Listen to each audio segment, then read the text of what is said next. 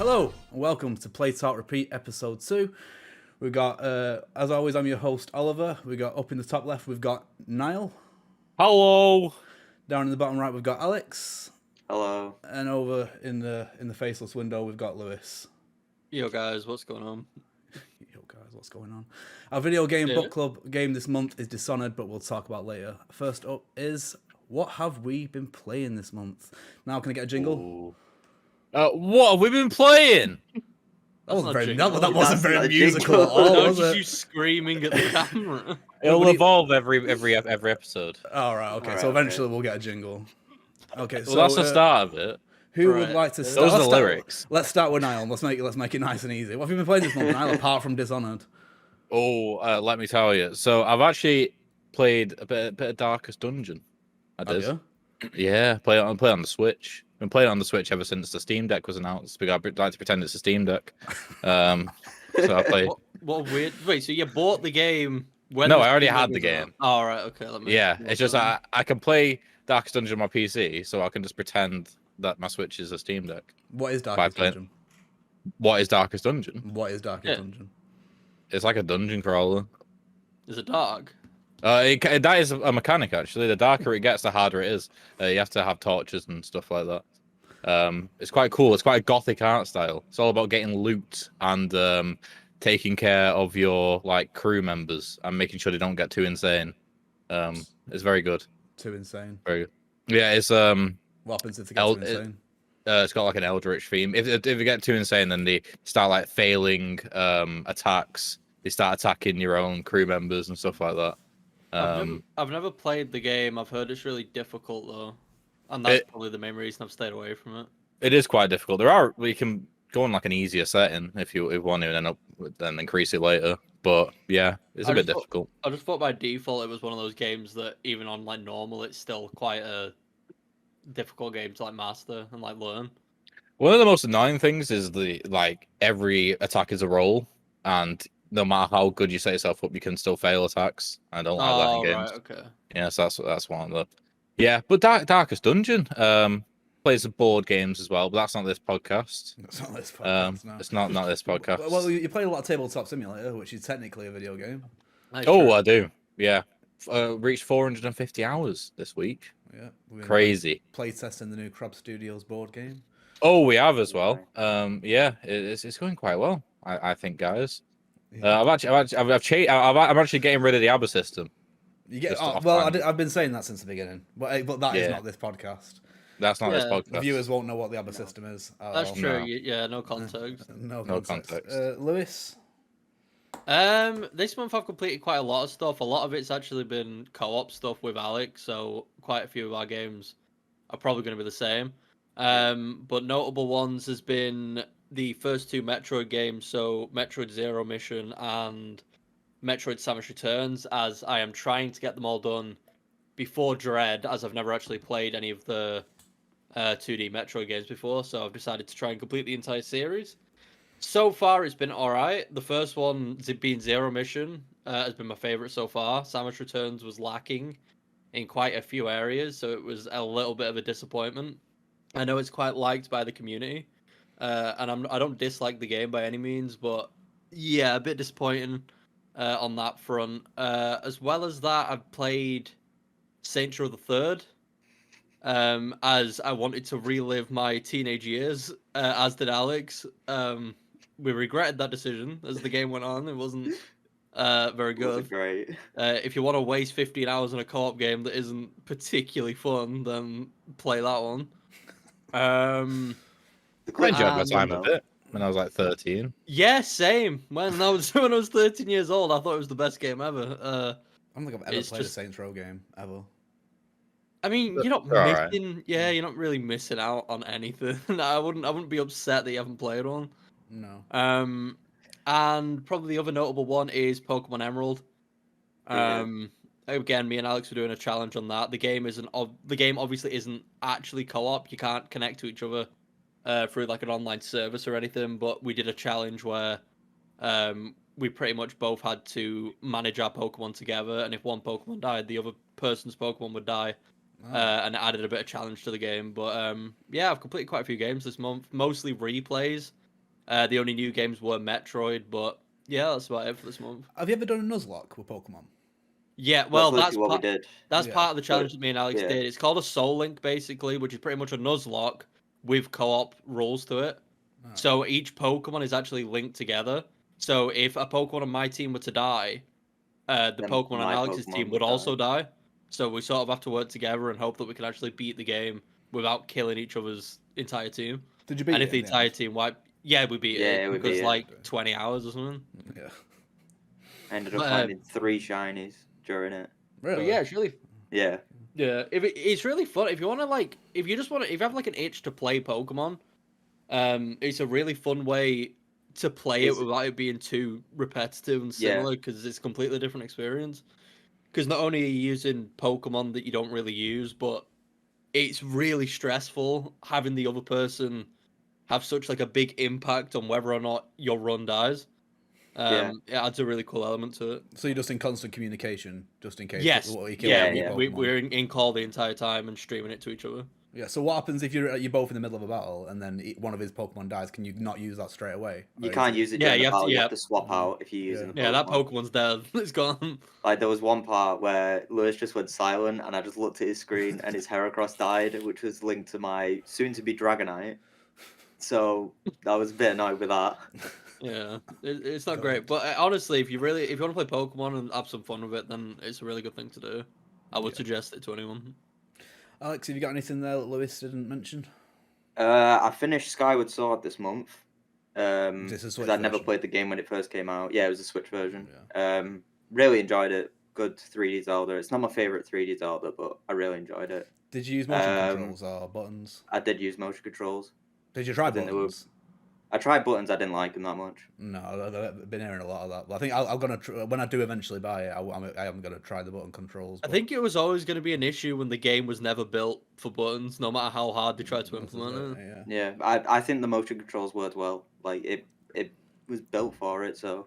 Yeah, well, this is it. With Twilight Work. Princess, when they did the remake of that, it was like the motion controls was just it didn't matter how you swung, you just did a pre-made animation kind of thing. So that was Yeah. easy. But Skyward And Sword they did have to flip the entire game on Wii to get that working in the first place to match up properly. Oh, so- that blew my Yeah. mind. That blew my mind because I didn't know they'd Yeah, done that. So same. when I went over to the Wii U version, and I must have finished the Wii version like really like soon before it, and Yeah. it blew my mind because everything was in the wrong direction. I kept going No, the wrong literally, way. Yeah, I didn't yeah. know until Alex told me like a year ago. And when I saw it for the first time, it threw me off so bad. It's like a completely different game. Yeah, Even I though was it's like the a same mirror as mode. that game. Oh, go on. Yeah, literally, yeah, it's just mirrored. Everything's just the wrong way, and Yeah. it stresses you out. And so Yeah. that was to get the motion controls to work. Because people are right-handed, they use the Wii remote in the right hand. And Link's So always Link been is normally left-handed. left-handed in Yeah. games. Ah, interesting. So it wouldn't Okay. work. So an Yeah. easy fix, but it upsets your brain if you've played the other. Yeah. Yeah, I version. don't think I It's could not good. play anything but the Wii version.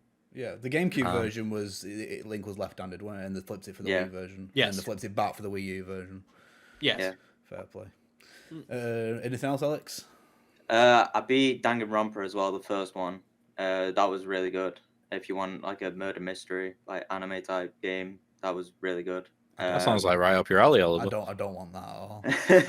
That's the opposite of what we want. Yeah, no, I've never heard of it, to be honest. Well, I've heard the name before, but I didn't know it was a murder mystery. For some reason, I Yeah, didn't yeah, know that it was like a murder rhythm mystery. game, Danganronpa. No, murder mystery. And I also, what was the I beat the first Metroid as well, Metroid Zero Mission, Yeah. which was good.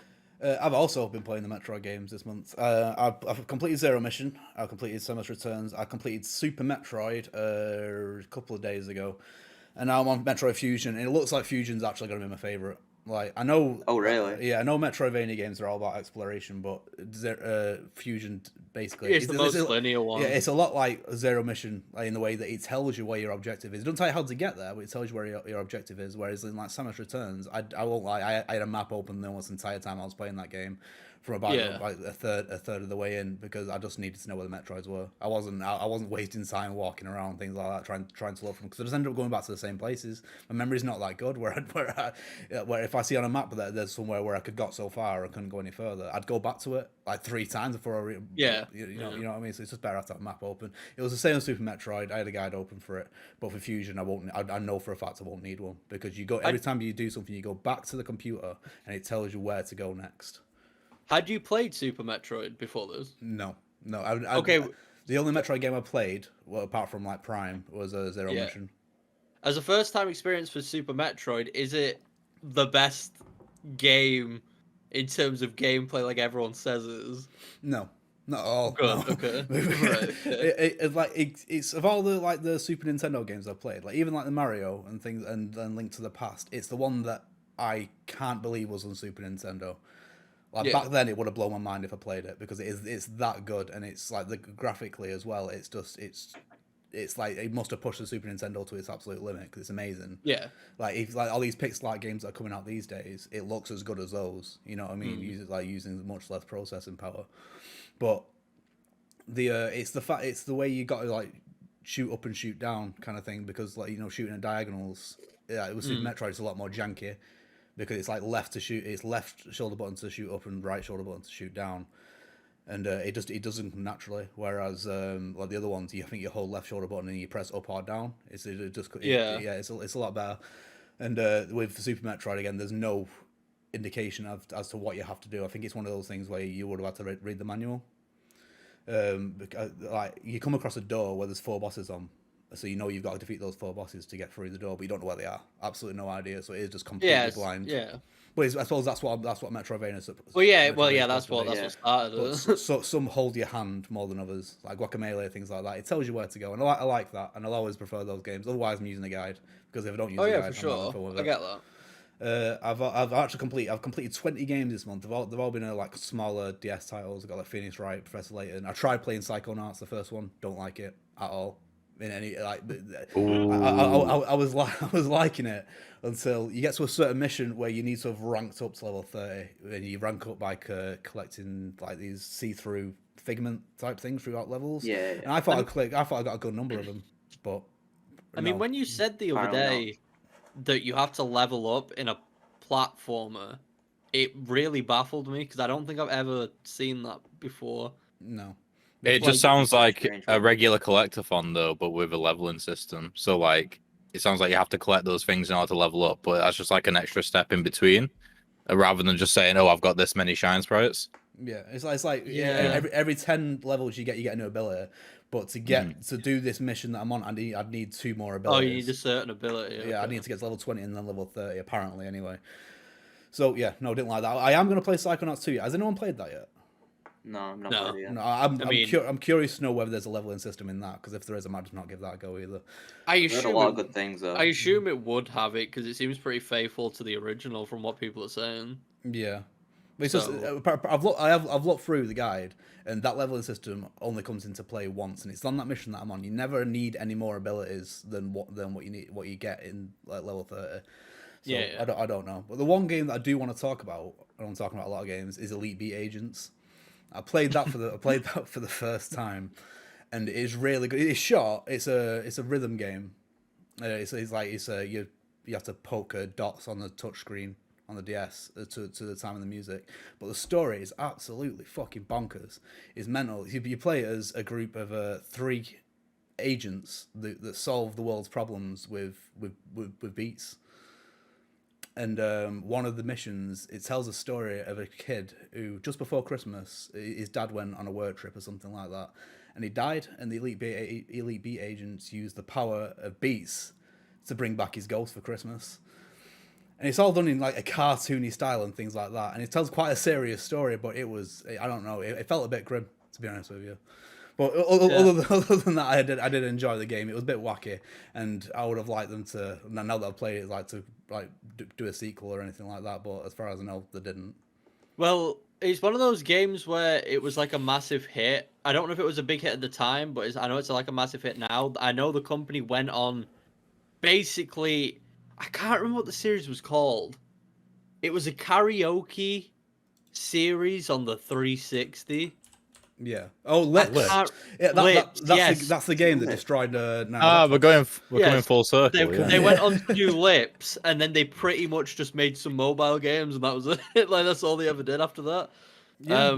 So there's probably no hope of that ever getting any sort of sequel, but I do know that game is a massive hit. As far as karaoke games, Lips was really good. Like the I microphone do you remember got it with being was quite solid good, yeah. and all that. Yeah. Like, it's a shame they didn't go further with that. But I guess karaoke games kind of died, didn't they? Because SingStar kind of fell on its ass after the PS3. That is true, and people were more invested in stuff like rock band anyway. Yeah. So moving swiftly along to our second segment, it's I don't know what we're calling it. News of the month. Niall, go. Go on. News of the month. Again, it's not a jingle. I told you he It's shouldn't. not a jingle. He should have thought about this more. Yeah, just a bit musical, Niall. You know. No? Yeah. Right. Okay. Nice. You one. clearly don't. Right, so I've got quite a lot to talk about. We'll do things one at a time. First of all, we've got the Pokemon Direct, or Pokemon Presents, as it was called, that happened on the 18th. I'm gonna go through the headlines because I don't think anyone's got much to say about the first one. Please stop me if you have. So the Pokemon Unite. Shut up now. The Pokemon Unite mobile release is on the September 22nd. Has anyone played that, by the way? Pokemon Unite. Yeah, Mostly played I put quite a lot of hours. I probably put like 25, 30 hours into it. I've not really played it in like a week or two now. I sort of got a bit bored of it, but it was a really fun game. Is it accessible for like the type of Oh game yeah, that- yeah. Well, Massively, yeah. that's one of the issues with it is it's too accessible to the point where it's great, but after a while, there just isn't enough mechanic wise to like still be interesting. Like you know all the strats, you know what every move does. You can't really perform any combos with anyone. Like it's very, very limited to what you can do, but it is for sure accessible, and I think that was the point of it because they Yeah. wanted as many people as possible to play it because it's the Pokemon IP, so it was probably going to be kids for the most part. Yeah, I need to give it a go at some point. Will you be playing it on mobile when it comes out? Because apparently you can No. cross-play between the two. Definitely not. I feel bad for the people playing on mobile because apparently it's crossplay, yeah, so they're just going to be at a massive disadvantage compared to everyone who's been playing it for like 2 months. So it's a bit weird. Also, correct me if I'm pronouncing this name wrong, but the Zorora will be available for all players if you use a Switch version before August 31st. So they're trying to get people onto the Switch version before the mobile version comes out. Yeah, because it was available on Switch for like 7 or 8 days after launch. Yeah, and So I assume it's just a chance for PC mobile players to get it, so it's fair. yeah. And for new Pokemon for future updates, there'll be Mamoswine and Sylveon apparently. Poke Cafe Mix is getting a revamp. It's now going to be called Pokemon Cafe Remix. It's Ah. terrible. And It's a that- terrible game. Yeah, that's happening in fall 2021. Never played it, never will. What are they doing it? I think it's like a puzzle game. It's like a puzzle game without the puzzle aspect. Do you know in like most Ah. puzzle games where you've got like match 3 or whatever?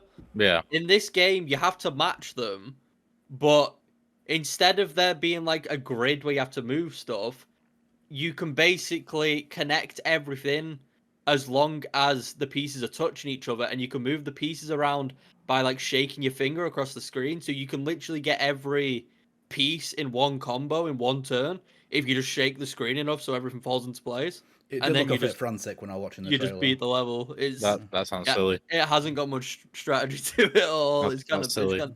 it's kind of boring. Was getting a revamp anyways. They might Sorry to the fix people some who of like the issues. game, if there is anyone out there, but yeah. The one person. Pokemon Masters EX 2-year the 2-year anniversary of Pokemon Masters EX. Again, never played it, never will. That's starting Wednesday, August the 18th, and there'll be a new villain event on the September 15th. Anyone played that? Was that a mobile game? Yeah, Yes, it was mobile. mobile game. I played it. I enjoyed it. I played it. I haven't touched it in like over a year. The game again just got a bit boring. I'm assuming you won't be playing the new villain event on September the 15th then. I mean, I might re-download it and give it a go, but it'll probably get deleted again after like a week. The Pokemon Go 5th anniversary. It doesn't feel like it's been 5 years, but yeah. 5 years. 5 years, apparently. 5 years. Yeah, and Galar region Pokemon are appearing in the wild starting August 20th. So that's the last region that. Oh yeah, I forgot about that. Yeah, Yeah. I think they just skipped Gen 5 or 6. Really? I think they got to 5, so they must have skipped 6. They skipped 6 or 7 because people were really mad because they were like, "Why have you just skipped Sword and Shield?" So yeah. And Sword and Shield legendaries will appear in 5-star raids. Those are the dogs with the shields and the star. I have no idea what the names are. I can't remember. Dog. Zamazan and Zamazan. I know. I got the sword version of the game because Niall got the shield version of the game. I wanted the shield version. But I always forget Niall got the game and played it for like 10 minutes. Yeah, I exactly. played 3 hours. Thank you very much. So I didn't. So I got the version that I didn't want, and then didn't get any of the Pokemon from the other version at all, thanks to Niall. So I got the dog with the sword instead of the dog with the shield, which I was very upset about. I got shield. So moving on to the actual things that we care about in this presentation, Brilliant Diamond and Shining Pearl. It's that's been slated for 19th of November this year. Are we liking the way this game looks, like, at all? I've accepted it more as time has gone. I still just much prefer the original look of the game. Well, I prefer the look of the original game more than the remake. I don't think many people will disagree with me there. It just looks nicer. This new game, it looks fine. I mean, when the game comes out, I'll probably be more hyped about it, and I probably will end up picking it up despite me saying I'm not going to. But right now, the game doesn't present any reason for me to buy it over just playing the one on the DS. Like, usually with these remakes and whatever, it offers something, whether that's like new evolution types or megas, for example, or just something. But this game literally has nothing.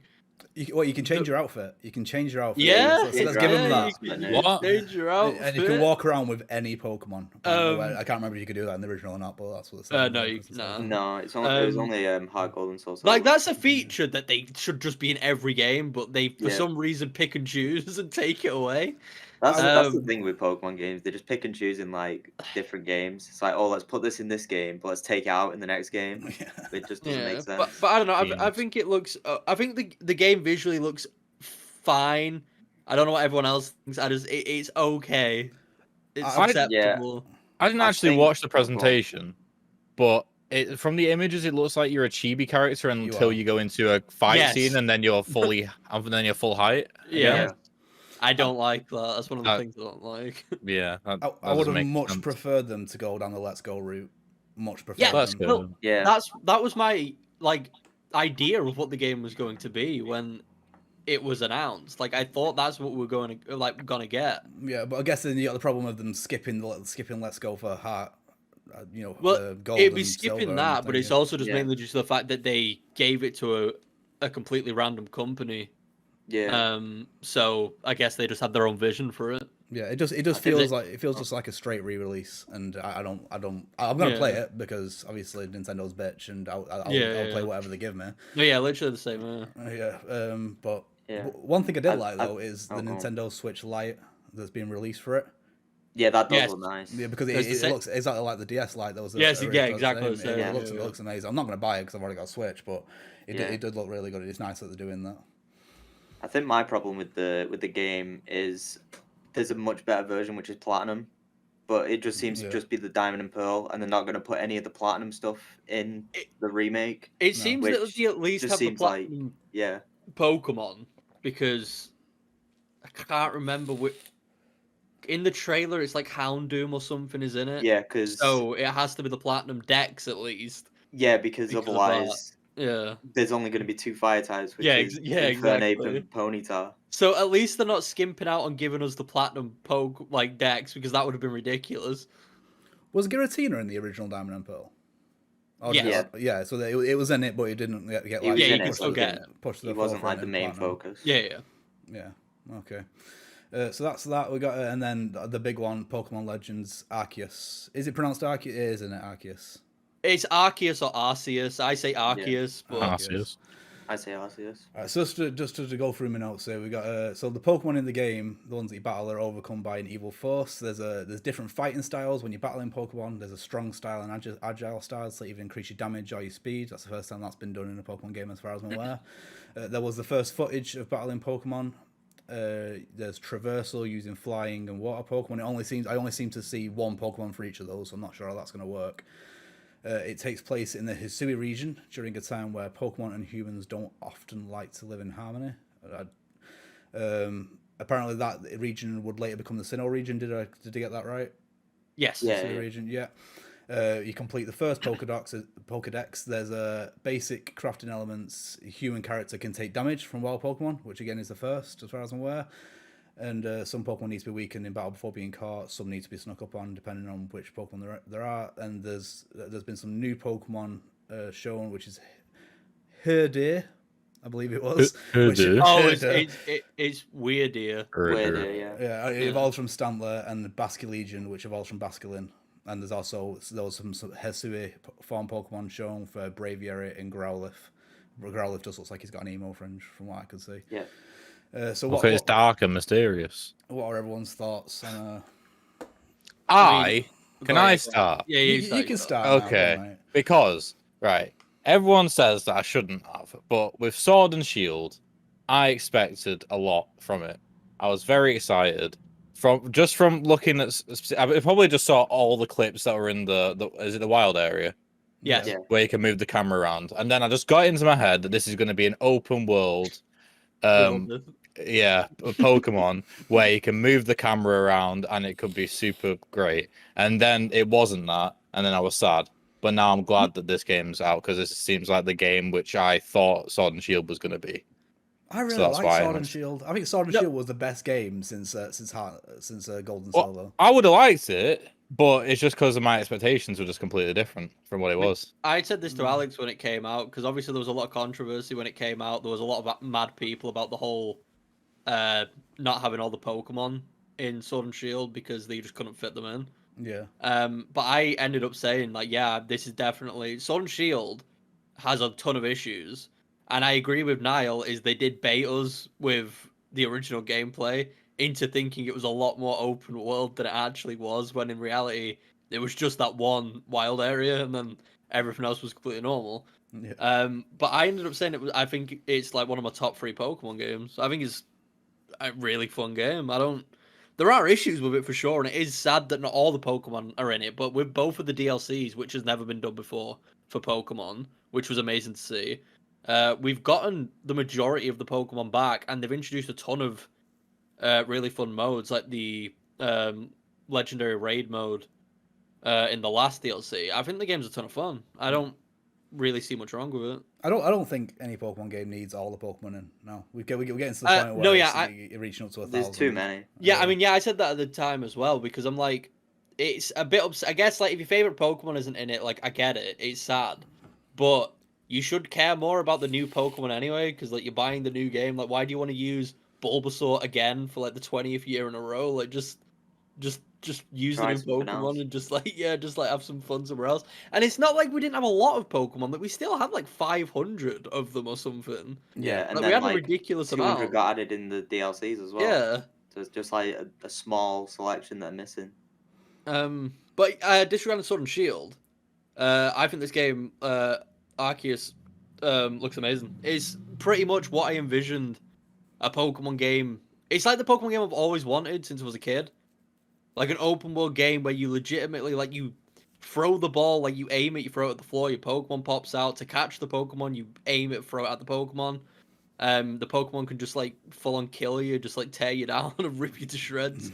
Like, it's sort of everything I've ever wanted. Whether or not my expectations will be met with the game, we'll have to wait and see. But from what we've seen gameplay-wise, yeah, I mean, I can't really ask for more. Like, it's genuinely just what I've always wanted in a Pokemon game, really. I'm not fully convinced by it. I'm not convinced. Go on. Now blowing out the audio there. I'm not convinced. It looks like it might be boring. Why is that? It looks empty. It looks proper empty. But I think back to Breath of the Wild, which is what people are going to compare this to. Yes, they are.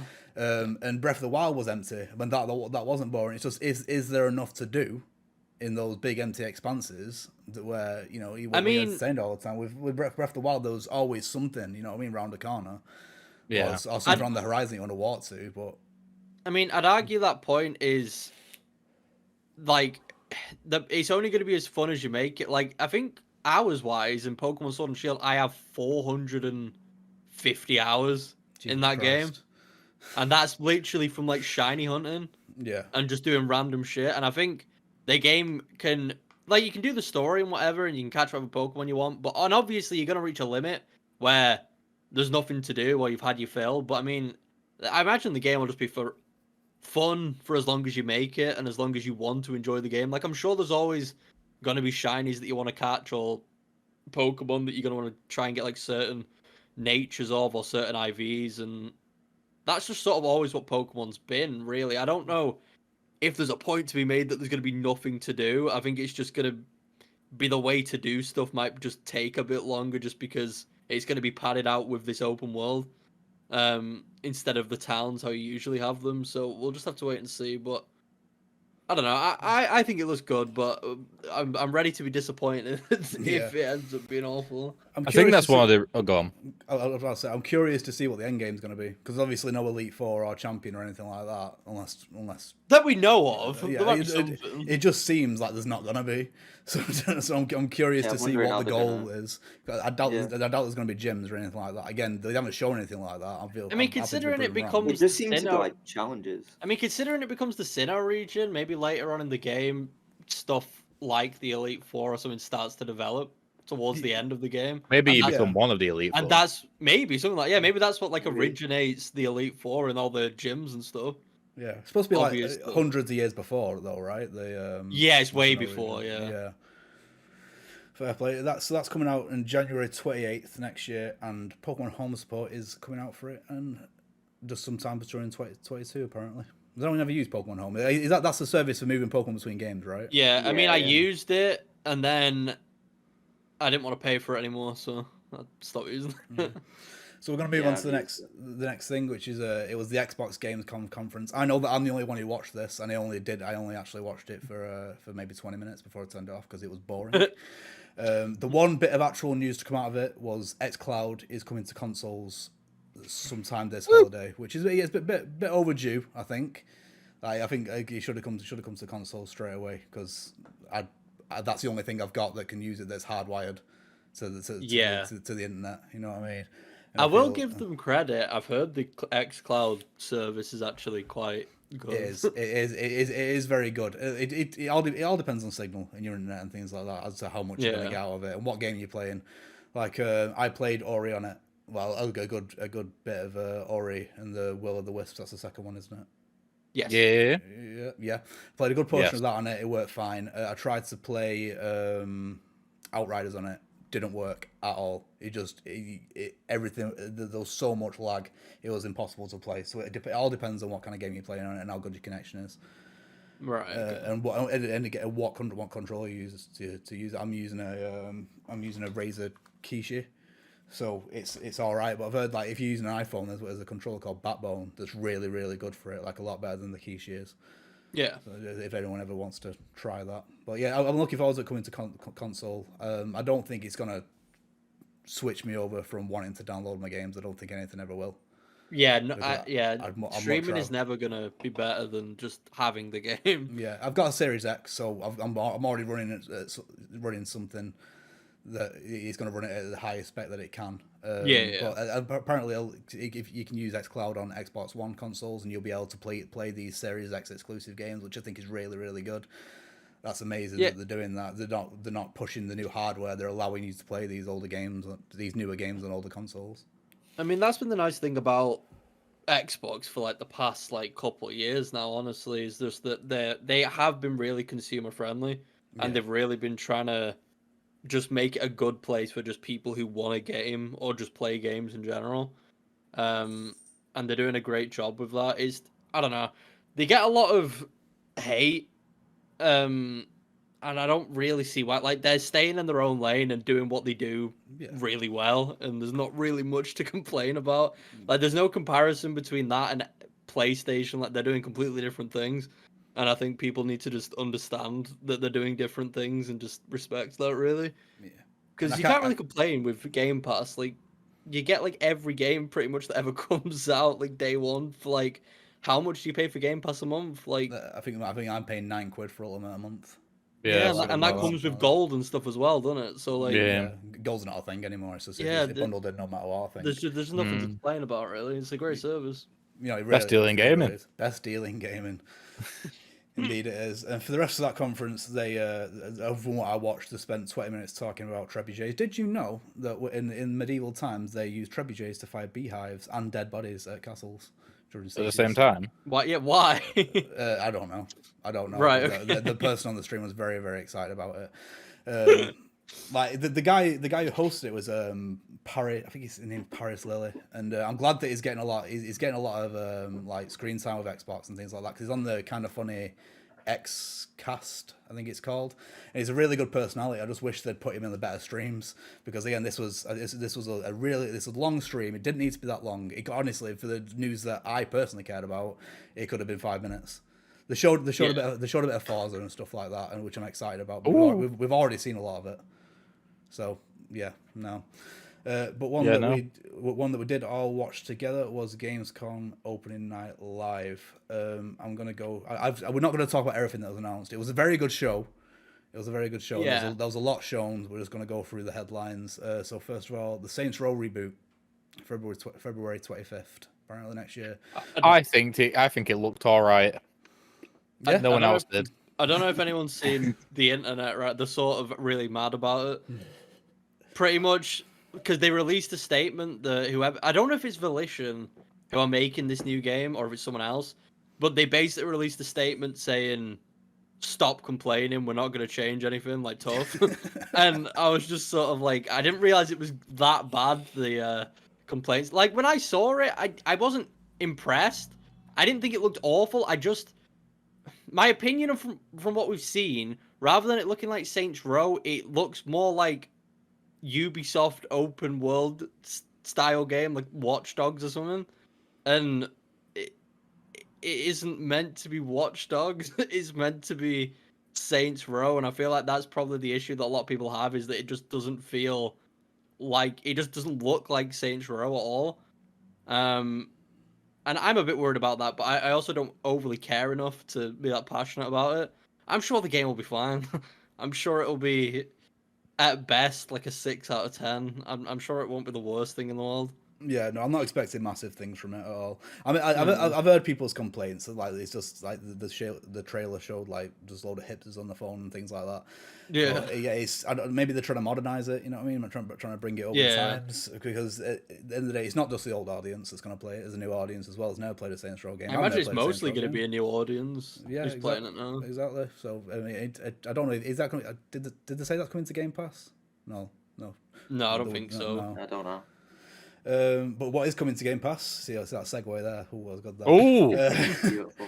The Halo Infinite release date was announced, as well as a trailer for the first season of multiplayer. December the 8th. It's going to be this year. I thought it was 7th. December the 8th this year, definitely. Okay. You made me question it, but I'm fairly certain December the 8th. Okay. I'm very excited for Halo Infinite. I'm just happy to be able to. I'm not excited for the campaign. Because after playing 4 and 5, I'm just not at all bothered. But I'm excited for the multiplayer. I'm sure we'll get a stream going at some point when it comes out, since we've all got Xboxes. Oh, yes. Honestly, given that it's free, I'll probably give it a go. The main reason I've never really vibed with the multiplayer is just because I'm not spending money on the game just to play the multiplayer. That will probably be fine, in my opinion. But if it's free, there's no real reason not to just hop on and try it. Team Slayer's 4v4, right? Yeah, it's 4v4. Banging! We can have the Crab Studios team. Yeah. Perfect. I imagine a team will be really fun. Yeah. I mean, I don't play a lot of multiplayer FPSs, but Halo's always been my favourite. Yeah. Especially like Halo 3. I spent a lot of times in my teenage years playing that, and I'm excited. I'm excited to play multiplayer. I'm sure us guys will get together regularly and play it. Yeah, despite how bad the single player does look, from what people played in the beta of the multiplayer or the alpha, whatever it was, the beta testing, apparently it's pretty good. Yeah. So I will play the campaign. I'm a bit disappointed that co-op's not coming at launch, because I'm not going to wait. I'm not going to wait to play it. I'm not going to wait. I'll play it when it comes out. Wow! It might be our video game. We said 2 years ago that when the next Halo game comes out, we'd be playing it together. Yeah, but then but we they can't. decided to release an unfinished game. Yeah, when the Halo game comes out now, we can't play it together. So, So you could wait until this but updated. it could be our video game book club of the month for December for all we know. Wow, Then we can't play it together. that's what I have to say about that. Yeah. But yeah, I'll play it. I'm not expecting massive things from it, especially from the early trailers that we saw. But I'm sure it'll be fine. It's free. At the end of the day, it's free. That's true. They also showed a Halo 2 Halo Elite 2 controller, and a special edition Series X was also shown. I think there's a Series S as well that I saw on Twitter somewhere, unless that was the Photoshop.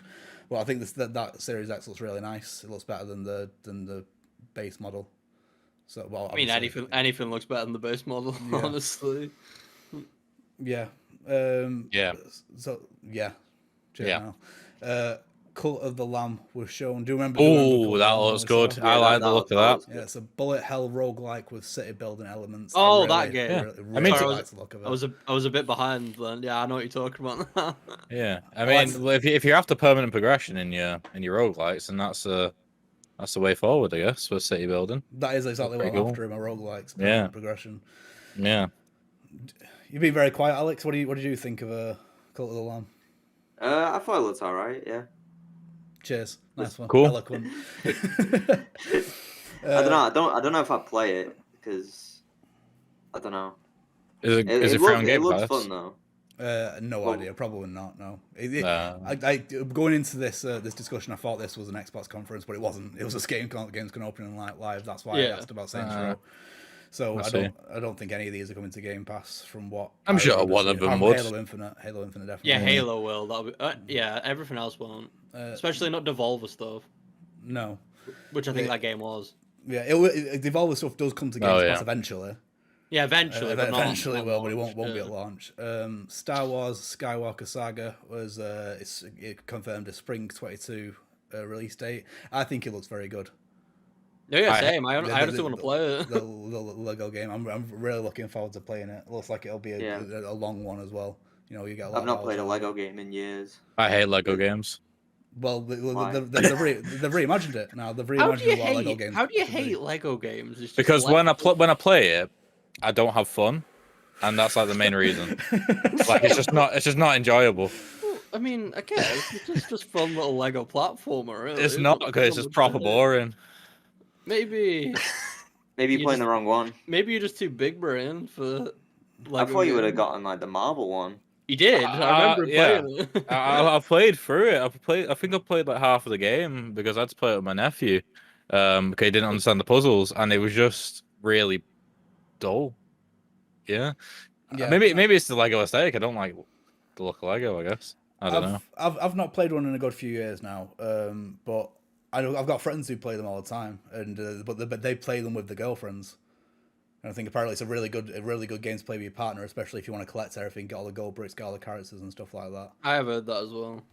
Yeah. Maybe that was something you'll do then. Yeah. Lauren want to play it? No, Lauren won't, but Meg might. Maybe. You could play with Meg. Probably not, but maybe. Horizon Forbidden West was given a February 22nd release date. There's also a 60 FPS patch coming out for Zero Dawn on August 25th. Anyone playing Forbidden West? I'm sure, Alex, well, you got PS5, haven't you? Yeah, I don't know. I didn't really like the first one. I played it for a few hours, and I was just like, "Oh, that's spicy." I'd need to play Horizon Zero Dawn first before I can play Forbidden West. Just force your way through. Yeah, I got really bored. Yeah. I don't. That's the thing with games though, is I don't want to have to force myself through it. Like if I'm not enjoying it, realistically, I just want to stop. Because I just don't see how it's going to get better from what I already played. I feel like Forbidden West is going to be better. I've got absolute faith that it's going to be better. But the problem is no one really complained about the first one. They didn't. Everyone said it was the best game ever. So at the same time, I'm also not sure if they'll fix what was wrong with it. But my biggest issue with Zero Dawn was the traversal. Like getting from place to place was an absolute ball ache. Because like I prefer to run over using like machines to travel. Yeah. Because the machines were just so janky and it just didn't feel like it wasn't fun. Like it reminded me a lot of The Witcher 3 traversal. You know when you're using what's it, Roach as a horse. Oh, Yeah, it wasn't. I love The Witcher 3, but Roach was not a good horse at all. Like, it's constantly getting stuck on stuff. yeah, and- I agree with that. I didn't like the horse ride at all in that game. But it steers you automatically. No, if you hold A, yeah, but that's not fun, Yeah. is it? Yeah, I don't want to do that. Just holding A and just literally the game playing itself for you isn't fun. Wait. It may as well just be automatic. Like, why? Like, I'd rather just ride the horse and like get it stuck everywhere than just hold A. It's just a bit boring of was. Yeah, I just fast traveled as much as I possibly could in that game once I've unlocked the locations. How about the story in Horizon Zero? Is the story at least praiseworthy? It is. I think the story is good. It's a bit. I don't know. It feels like it's taken inspiration from a lot of things. Right. But it's fine. It's good. Aloy's a likable character to a degree. I don't say she's the most likable character in the world, but she's a likable character to a degree. And once you get to a certain point in the game where these mysteries start coming into it, like you want to find out, the answers to them. So that's what keeps you going. But you need to be a good way into the game before you start to get that kind of like to get his hooks in you. It doesn't get his hooks in you straight away. It took me 3 attempts to actually get to that point of starting from the beginning and keep going. It would be my 3rd attempt if I played it again. I mean, I do want to play it as well because I always feel like a bad PlayStation fan because I never seem to enjoy these like their huge titles. Like Horizon, it didn't really catch my attention. Last of Us, I didn't really like it. No, that's a fucking hot take right there. I thought the gameplay was not good. I basically feel like a bad fan because I love PlayStation. I've always been a PlayStation little boy, but I wouldn't say you're a bad fan for not liking Horizon, but not liking Last of Us is that's a bit of a step too I didn't far. hate Last of Us. I just thought the gameplay wasn't that good. It was more annoying than enjoyable, and maybe that could have been due to me playing on the harder difficulty. Yeah, well, it obviously, lessened my enjoyment of the game. But that's a fault of my own because for some reason I always have to. I don't have to choose the hardest mode in games, but I always at least try and second most difficult at least. And I should probably stop doing that to myself. But I choose easy every single time if it's available. Easy every normal. single time. Thing is, I want to enjoy the game, and if I keep having to run my head against a brick wall over and over again, then I'm not going to enjoy it. That's exactly my point with like Last of Us. Is I don't. The game might have been more enjoyable if I didn't have to deal with the bullshit that I was dealing with. Because a lot of the reasons it got annoying is, well, it's not that I necessarily had difficulty. Some parts I did, but I didn't enjoy. I felt like the parts where you had to sneak around. What they called the infected thing. Oh, what are they called? Infected? The ones with no eyes. No, they got different names. Like they got like clickers. Yeah, and, there's clickers. Clickers. Yeah. There was like some part I can't remember specifically, but you have to like there's like probably like 10 or so clickers, and you have to slowly like take them out one by one, or you have to like collect something without them seeing you or something. And I just hated it because I just didn't think because the shooting in that game is awful. I hate it. The aiming in it is terrible. It doesn't feel good to shoot the gun, and to aim in the gun feels just like the worst thing ever. You get out of the way on easy. Do you actually? Yeah. Trying to aim at anything just didn't feel good, and if the core gameplay mechanic of the actual gunplay I just don't enjoy, then it was just making it worse. Like as the longer the game went on, just because I didn't like the gunplay, so I felt like a lot of the game was lost on me because I didn't enjoy the main combat mechanic. I don't know. I mean, I don't know. Let's not talk about last one. We'll talk about Horizon. But yeah, Horizon, I do want to play. And I feel like a bad PlayStation fan for not playing it. But I mean, I'm sure I will before the new one comes out because everyone will be hyping it up. And it'll probably make me hype as well. But we'll just have to wait and see. Before we carry on, anyone else want to shit on some beloved games? No? I did Final Fantasy VII last week, so Yeah. I was enjoying the story for what it's worth in Last of Us before I just quit. Play it on easy, Lewis. It's amazing. Anyway, or at least on normal. At least on normal. Death Stranding Director's Cut was a lot of that was shown. That's coming out September 24th. I've got in my notes. Death Stranding Director's Cut looks nanas, which I like it. It looks mental. It looks proper mental. Like you had a good point during the stream, Niall, where you said they were making it more accessible.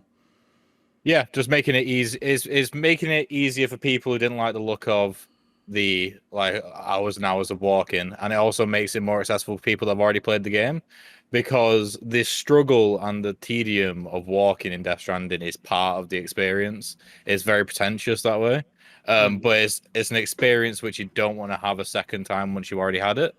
So I like the idea of them making that part of the game easier, and also adding, they've strangely pointed out that they're adding fun into the game as well, which I thought was interesting, like not having fun to begin with. Does anybody remember that bit? More fun. Yeah. I remember that. Alex Lewis, have you played this? No. No. I mean, honestly, I probably will. Whether or not now I should just wait for this PS5 version. Yes. It comes out next month. Because the main thing that's annoying about it is obviously the normal version of this game you can literally pick up for like a tenner, probably even less.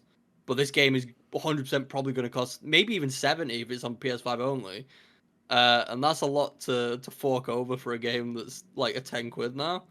But I don't know. It does look interesting for sure.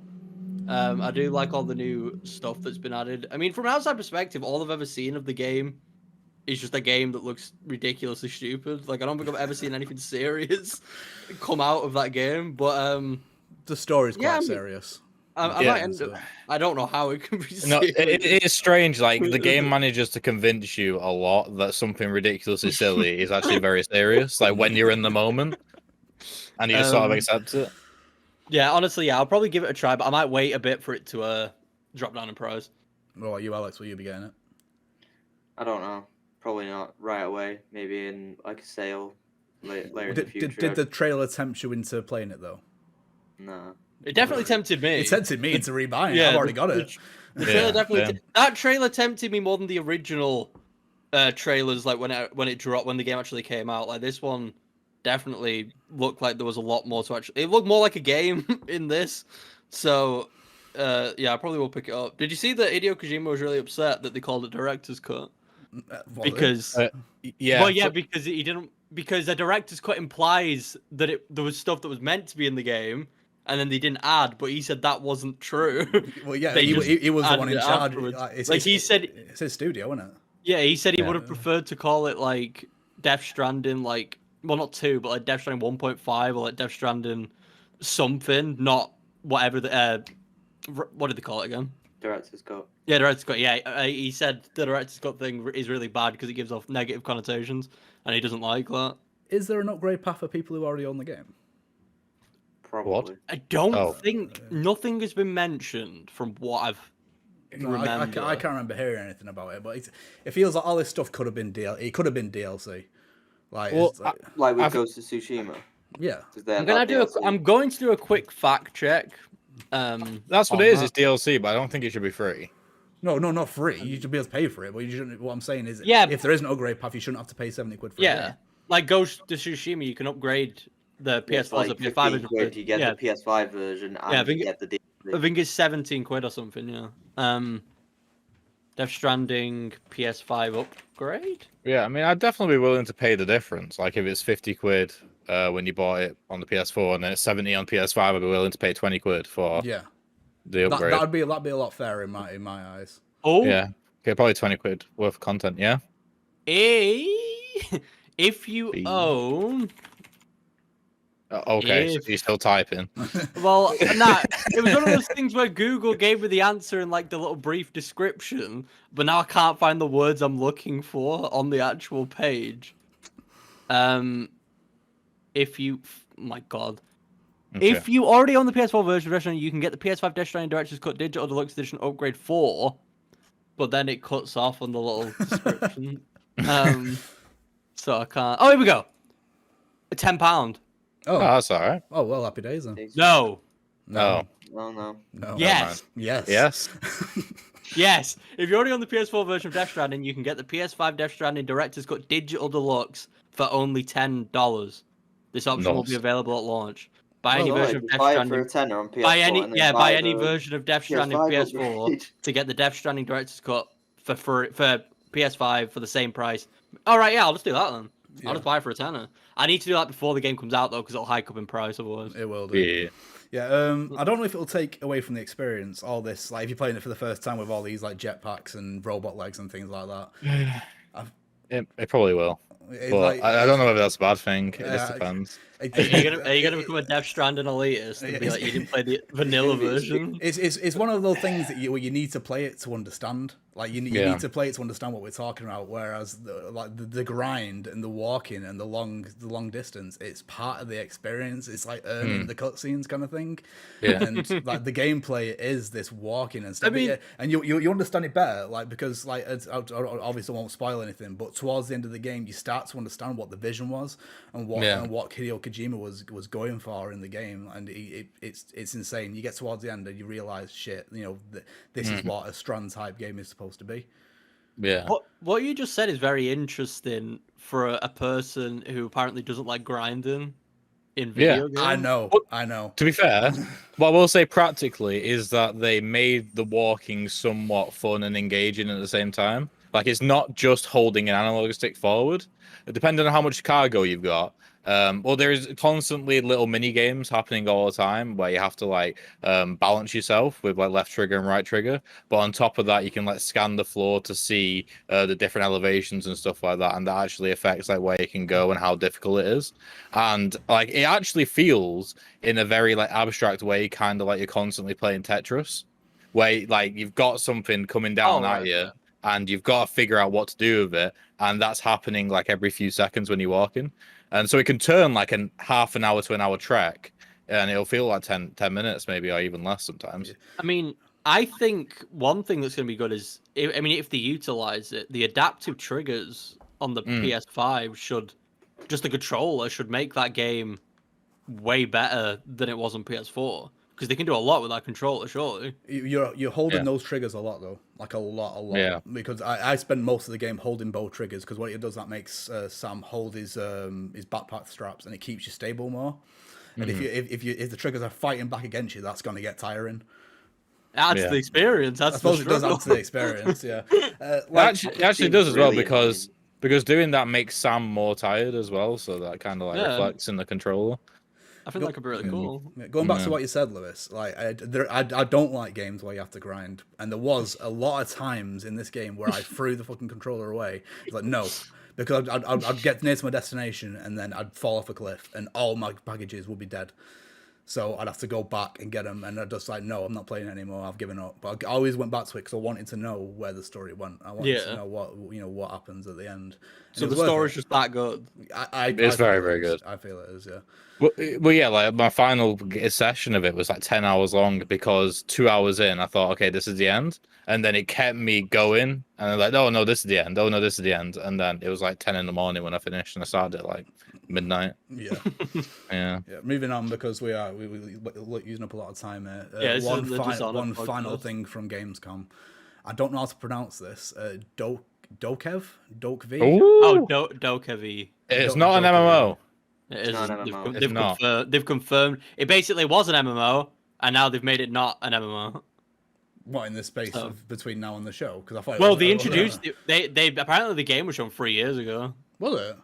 Yeah, they've had a Twitter account since 2017, I think. Yeah, if you're watching on video, I will put in some clips here from, because I recorded us watching the show. I put some clips there of just how flabbergasted by this game that it was. What the? Look at the fucking graphics. This looks amazing, but what is it? It looks kind of sick. Yeah. Like, I can't lie. Oh shit! Why does that look so fucking real? I don't understand. Like, it's making me like borderline uncomfortable seeing the chibi characters next to this background. This good show has been going for like 3 minutes now, and I still don't know what it is. Oh, was that a panda fighting for you? Like, it's all gameplay as well. We should. Yeah, they were just wild. Yeah.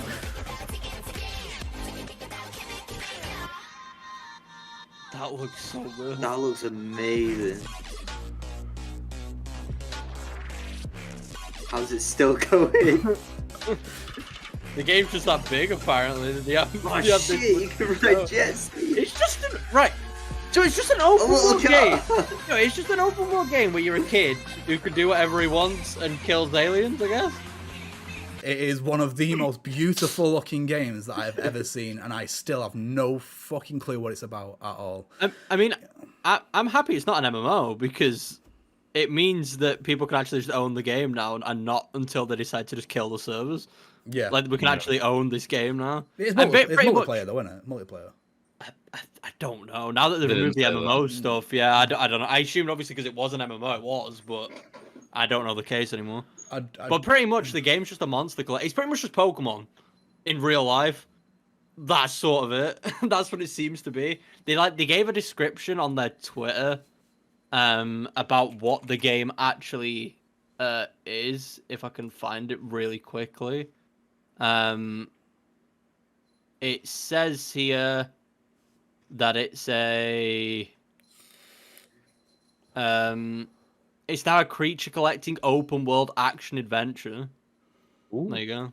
Yeah. So apparently, from what I understand, you go into I think it says like these monsters invade your dreams or something, or they invade. Oh no, it's a virtual app or something. Like it's an app that has like VR, and these monsters appear in VR. So you have to like use the app or something, or go into this VR world to kill these monsters using your own Dokevi, I think they're called, is what the Pokemon equivalent is.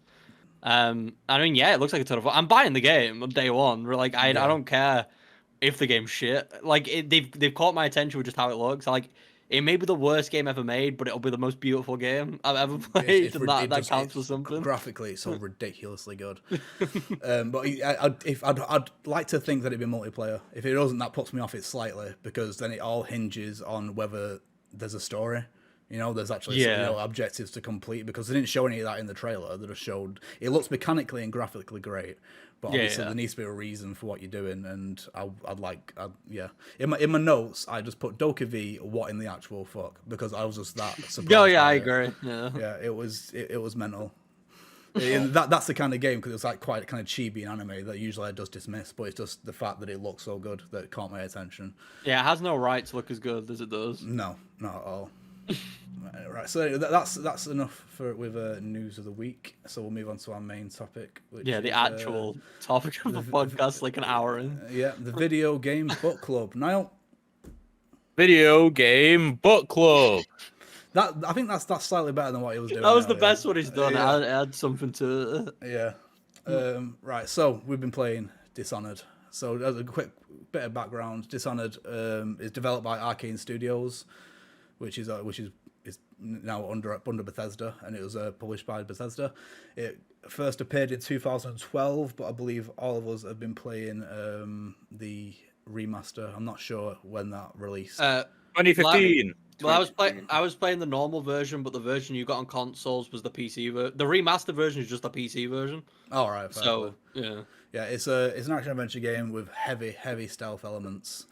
So let's start with opening statement, shall we? So we'll go around the room. Anyone want to go first?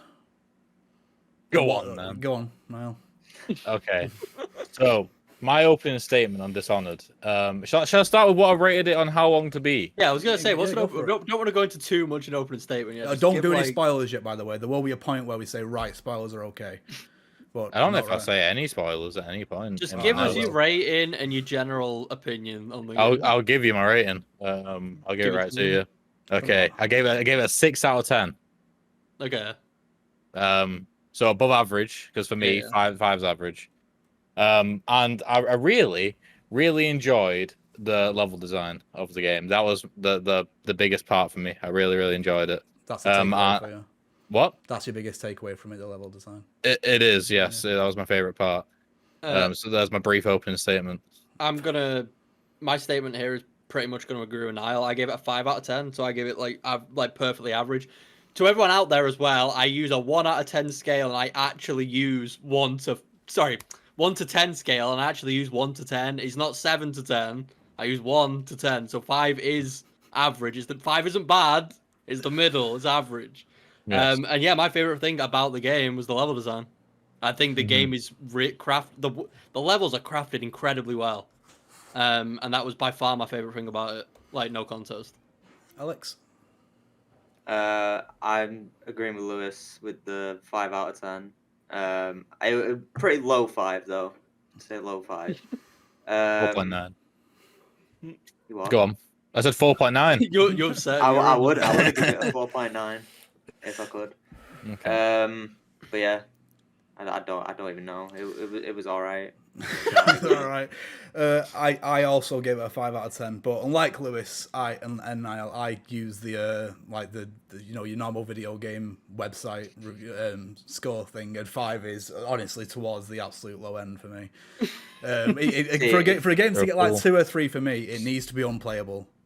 For it to get a 1, and it needs to be burnt or something. I don't know. Like it won't, 5. Yeah, won't load up. I'll start out by saying this game was in no way made for me at all. Like it's not made for what I want out of a video game. And number one, I hate stealth. I absolutely hate stealth in video games, and I hate it when it's almost unavoidable, and I hate it when you get punished for not using it. And that's my biggest problem with Dishonored. I won't say it's a terrible game because it's not. Like you said, the level design is great. It really is. And like graphically, it's fine, and the story's all right. But no, it's not for me. So the thing is, with these ratings, it's our personal thoughts rather than like how good the game generally is. And, not into it. So let's start out with like graphically. What do we think of it? I think the graphics still hold up really well. I think the style they chose for the game is sort of difficult to like age poorly. This is what I my notes. Yeah, like it looks honestly just really really good to look at. I don't really have any complaints graphics wise. I guess it fits the theme of the game and it does a good job. It doesn't really lack in any areas. Almost. I don't know how it looked on consoles because I don't know what you all played on. I played it on PC at like Ultra, like Max. So I played on Series X. Okay, so you played on Xbox One. Xbox One X. Nah.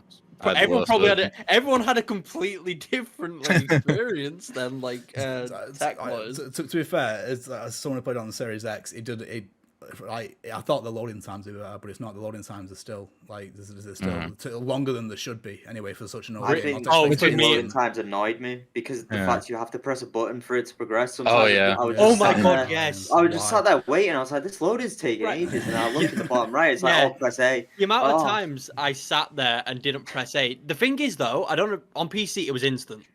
Like the loading times were probably 1.2 seconds, 1.5 seconds, maybe. It's just I'd forget to press the button to continue, so I'd just sit there for like 30 seconds and be like, oh shit, I can go. Yeah, for me it was about 10 to 12 seconds, I think, if I was loading a new level completely. And if I was respawning, it was about 5 or 6 seconds. This is really cool because I didn't realize because obviously I knew you all played on console, but yeah, we all had different experiences like gameplay. Well, technically, because for me the loading times were like. I love the loading times because even when I messed up something, I could reload it in about 2 seconds, like straight back to where I was. Like it was no issue at all. And I don't know if maybe you guys would have gotten put off by that because just how long you have to wait. Running your PC off an SSD? Yes, but not Dishonored. Dishonored was on my hard drive. That is interesting because the Xbox Series X is supposed to have, like, I don't know if it's just my console that's faulty, but like I say, I'd expect higher speeds from it. Yeah. But the console version, it might just have like a default minimum loading time that they add in, rather than actually checking whether all the assets have loaded in. Yeah, because you have to bear in mind that you're playing it on a Series X, and they didn't build that game for a Series X. Yeah, there's been no optimization update for either. So the game had a heavily used something called the Chaos system, which where you had high chaos if you killed a lot of people and made some bad decisions, and you had low chaos if you mainly used stealth and used non-lethal forms. What do we think of it? What do we think of the chaos? Can I start off with this one? You can. I hated it. I think it's very dumb that okay. The idea of it is cool. I think it was implemented really poorly. I don't find it fair that to get the proper ending, you have to play the game in a particular way when it gives you multiple ways to play the game. I think it's very stupid that you get given multiple options to play the game in a certain way, but you're punished for 2 of them out of the 3. And I also think it's very, very dumb how you're given a weapon, which would be a sword in this case, and it's always in your hand for the most part. Yet, if you want the proper ending, as I said, you literally can't use it. You have to play the game using... I played it pretty much using sleep darts and teleporting. That's it. Because I did a stealth run. So you did a stealth run. Alex, what did you do? Yeah, what did everyone else do? I did stealth. You did. So did you get a low chaos ending then? Technically there's 3. There's low chaos, high chaos, and total high chaos. chaos and total chaos, yeah. And the way they're differentiated is total chaos is literally if you just go guns blazing, just kill everything, and just get to the end. High chaos, and the way this is determined, by the way, isn't like how many you kill in total. It's determined by level. So each level you get a certain chaos rating. So if the majority of the game is low chaos or high chaos, then that would determine your ending. What did you get now? But yeah, what did you get? Well, I got high chaos. That was my ending. I think I was heading for total chaos because my first 3 missions, I got like 60 or 60 kills or something like that. It was a bit ridiculous. But then the more abilities I unlocked, and as the levels progressed and got smaller and stuff like that, more tight knit. Like there was a couple of levels. I think one of them I had 0 kills, and I think one of them I even had 0 bodies discovered or something like that, from sleep darts and stuff. So I think I would have had total chaos. I got total chaos. Total chaos. It's just even the last decision you make was total chaos by mistake. It was a mistake, but yeah, total chaos. The chaos system overall, I like the idea of it. I just think it's implemented very, very poorly, and it punishes the player too much for wanting to play in a certain way. And it shouldn't have been... If you wanted it to be a stealth game, you should have just built it as a stealth game and made people play stealth. You shouldn't have given people these options to just play with your sword or whatever when the game really doesn't benefit you in any way by playing that way. It's too easy to fuck up. It's way too easy to fuck up. It brings back to a game like a Plague Tale. A Plague Tale's a stealth game, by design, and it's almost like a puzzle game in the way that there is a way to get past everything stealthily. There is a way to do everything, and if you do it right, there's no fucking up. But the thing is, this relies on AI and everything like that. It depends what the enemy is doing at any time, and I don't think you should be punished for it. And the problem is with a game like this, with a Chaos System with multiple endings, is there's a sequel to the game. Yes. if you're not good at stealth, you don't get the sequel that leads into the next game. Yes, it makes no sense. Yeah, if a game that relies on a story like this, I don't think there should be multiple endings, personally. Yeah, because there's always going to be a sequel if it's well received, and it puts a bad taste in the mouth. What's everyone's consensus on stealth games? I hate them, in general, personally. If it's done well, I like them. Yeah, it just depends on the game, honestly. Yeah. With Dishonored, with this game, the longer the game went on, the more I enjoyed it. Because you got more tools and you got better at understanding the AI and stuff like that. But at the beginning, it was so daunting to just you didn't know what to do or where to go. I think in the first proper level, you get given you can go to these 5 different areas, and it's trying to be quite handholdy. And that just mind flooded me. I think in the first level I ended up doing something which you're not even really supposed to see until you go in again in the second mission.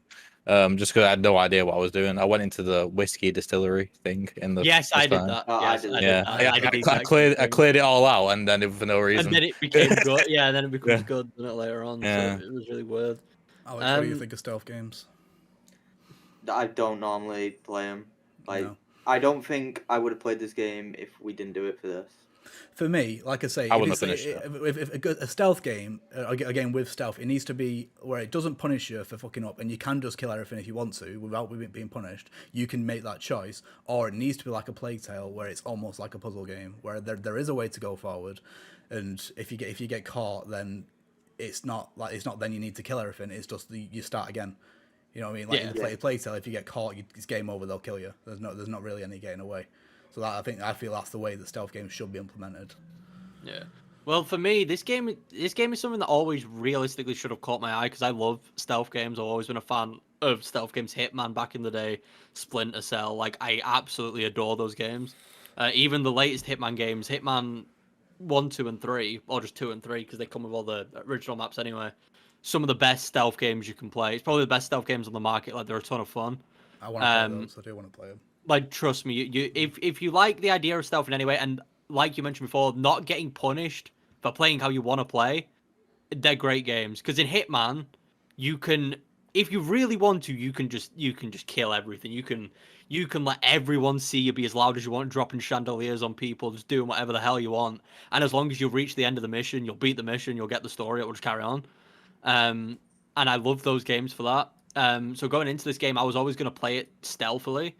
But yeah, I just feel like this game implemented it very poorly. Like, I think at heart it wants to be a stealth game, but for some reason they didn't commit to it being a stealth game, and it becomes this weird mishmash of just random mechanics that don't really merge well together, and you end up with an inventory of powers and items that, depending on how you play the game, you're just not going to use 80% of them. And it just becomes really odd. It becomes this weird thing of just wasted space, and I don't really know what they were going for. Giving credit to the system, it did do a very good job of making me feel bad for what I was doing. I don't know if that was the intention, but at some point it's like Emily, the girl that you're trying to save and protect and all that stuff. I opened the door and she was stood right in front of me and she just said, "How many people have you killed today?" I was like, fucking hell. And then, like, towards the end, Samuel, the boatman, just said he was disappointed in me. And it's like, well, you never told me not to do these things. Yeah, I got that as well. I felt like he was egging me on. No, it's basically, get out my boat, I never want to see you again. I was like, wow, yeah. that was awful. Wow. Yeah, I didn't experience that. If anything, it felt like he was egging me on the entire time. Like, he's like, I know what you do. I know what your job is. Like, go do it. And I was like, okay. Yeah, I mean, it might depend on which way you're progressing towards the final sort of like verdict, because throughout the game, especially near the end, Samuel kept on trying to tell me how to like do it like non-lethally. So he did like the opposite. Okay. So that's interesting. Yeah, from a control point of view, what do we all think of it? Like, again, we're gonna have different opinions here because I played on keyboard and mouse. Yeah, I thought the controls were amazing. I thought it was really fluid. The speed in which you can move in that game really did help the stealth aspect of it, because I really did feel like I was jumping from corner to corner. Yeah. And like building to building. I thought that was I loved that. I thought it was really well done. I don't know how good it is on controllers. You'd have to. For the what's it called, the teleporting one, Blink. Yeah. So it took me a little bit to get used to it because of like the depth and the depth perception, and also like what it means. Like, it changes depending on whether you're aiming at a ledge and stuff like that. And what I mean, but yeah, after a few levels, like I felt like I was like Nightcrawler or something like that, where I could just like teleport from place to place, and it flowed really well. Alex? How about you too? I thought the controls were fine. The only thing that I didn't really see a point in was the D-pad, having like the hotkeys. When I never used it. Like freeze time, holding LB.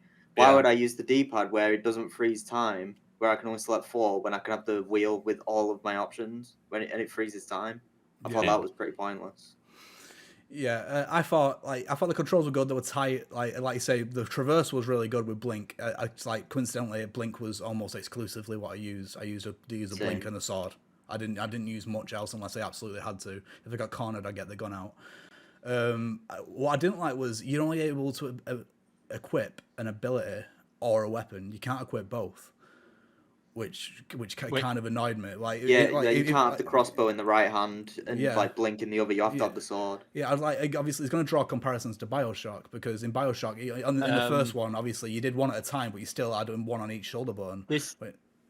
Go on, Lewis. I'm a bit confused here, because I definitely had the sleeping crossbow and Blink in both hands at the same time. So you can use them at will. So, you're using different keys.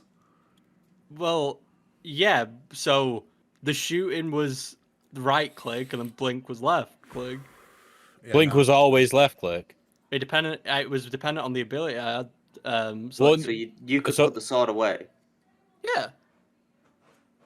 I could run around. You could run around with the bow. PC Master Race, man. I should play it on. Yeah, you could run around with the bow and blink around? No. I swear. That's crazy. You're crazy. On console, if you wanted to blink and then use a bow, you had to change the weapon. Yep. Because it was all on one button. All of that stuff was done on one button. Interesting. Speaking of powers, did anyone... Which was really annoying, because me going with the low chaos, I had to swap from blink to crossbow every single time I wanted to use either one. Yeah. Because I barely used the sword unless I was doing like a stealth attack to like kill one guy who I had to get past. Speaking of powers, did anyone use any of the other powers? And I use stop time every now and again. I remember when this game first came out, and Niall was trying to sell me on it. Was that? All these years ago? Yes, because your big thing was, but you can turn into a fish, like you can possess a fish. I don't. You might not this. remember this. You might have been a bit young, but yeah, you can. So you have the possession power, right? Yeah. So you go into, so you can possess a fish, or you possess a rat, and go into a building that way, or go through the river that way, so you're not seen, kind of thing. I never used it. I didn't use it on this one. Oh, I used possession all the time. It was really fun. Yeah, you got to see loads of different. You got to see loads of different parts of the level that you wouldn't see usually. Yeah. You can even upgrade it and possess humans as well, which is quite fun. Oh. Might have stealthy if you use that. But I used. It was really good for like getting through like walls of light and stuff like that. 'Cause if you possessed a human, the wall of light wasn't meant to kill, then you could just walk through it, and it'd be fine. Like you possess a guard. No. For walls of light, I just powered them down every single time. I'm starting to think maybe I was I can't tell if I'm misremembering the gameplay here, right? Maybe there's a chance that maybe it just felt quick because all I had to do to change was just scroll the wheel, and it just went to what I needed to go to. So maybe it just felt a lot quicker, so I could do stuff a lot quicker, and it felt like I was doing it at the same time. Because in my head, I swear, because all I did in that game was have my crossbow out and blink. That was it. Just crossbow and blink. And I can't imagine in my head not being able to use both of them at the same time. But three of you just said you definitely can't. Yeah. So what we had to do, we had to hold a button, and then the wheel came up with the weapons, and then we had to select it, and then that switched between them. Did anyone go out the way to collect charms or runes?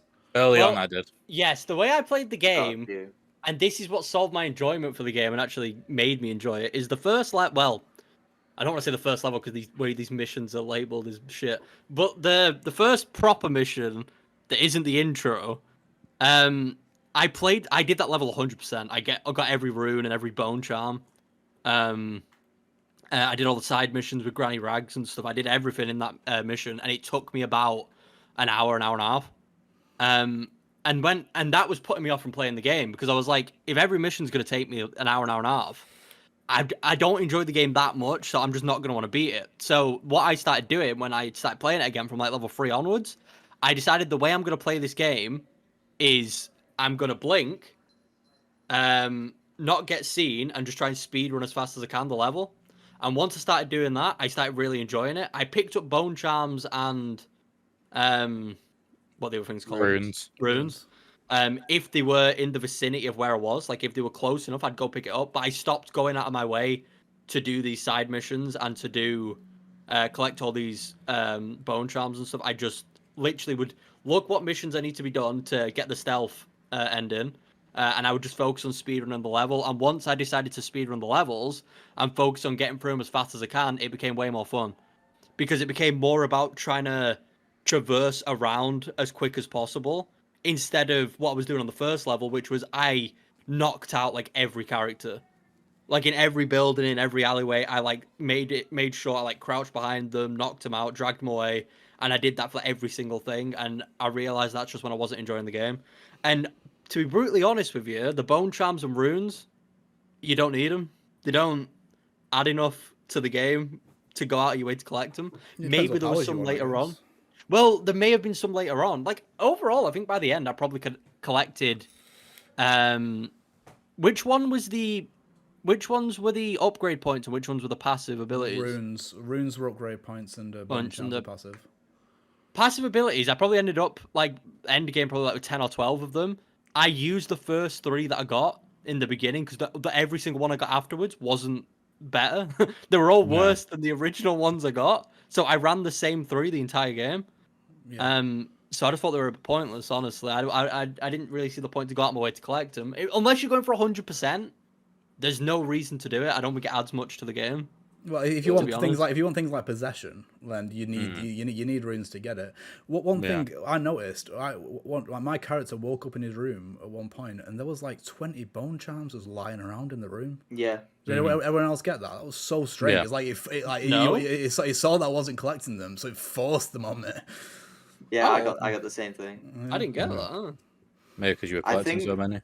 Yeah, I think my problem with the bone charms and the runes is having to hold that heart, which is like another thing. Yeah. Like I don't want to be holding that heart. That could have easily been like an icon in like the top right or something. Yeah. Where it would have like flashed when you were near one. I think that would have been like a better thing for it to do. You heard it beat, but you had to get it out. You had to get it out, and then it'd be like, right, where am I going? Right, I've got to go over there. Right, I've gone the wrong way.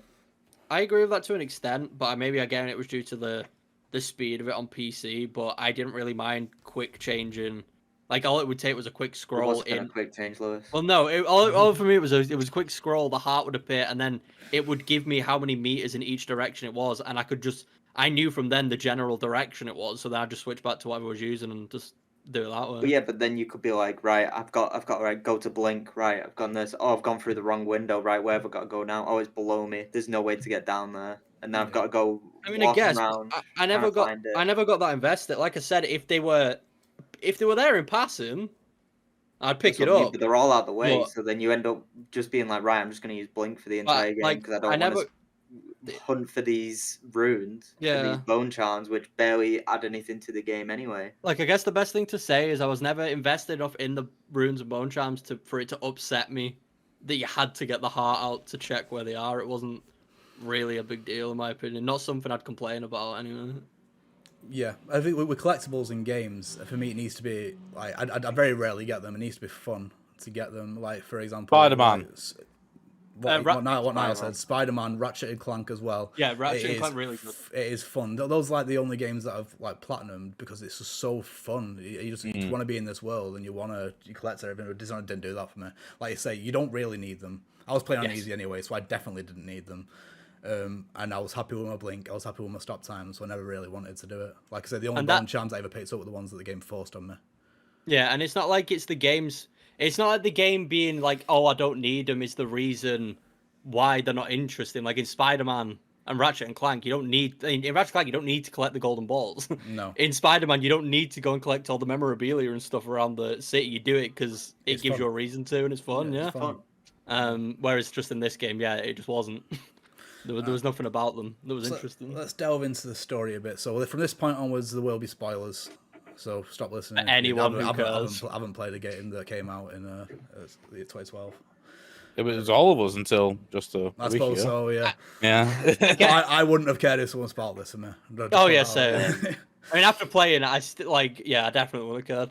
I guess we should do this by the endings people got, so everyone can. Yeah, well, let's start. Let's start. Do we go low to high? I guess. Let's start out with like the general story of the game. So you play as Corvo, is the protector of the Empress of this area. What's it? Is it Dunwall? Yeah, Dunwall, Empress of Dunwall. And then as you watch, you see the Empress get killed by an assassin, and her daughter Emily is like taken away, and then you get framed for this crime. So then this other group, the resistance to the the new government, they break you out of prison, and then it's up to you to go and find Emily and bring this new government to justice for framing you. Did anyone think Emily's reaction to her mum dying was a bit lackluster? She didn't really seem to care that much. No, she wasn't. She seemed to care more about Corvo next to her than her mum who just got stabbed, and I was just sort of let down. They did hint that Corvo is a dad. They did hint that throughout the story, so that might be true. Yeah, I didn't get that. I know in Dishonored 2 she does call him. Like I've seen like trailers, and she does call him a father. I don't know if just like that. I thought that'd be out of her being the only father figure she had. In the last couple of levels, NPCs occasionally mention how like Corvo. Well, you might get spoilers for the second game, Lewis. That's all right. No, don't worry. But what if we play it for another?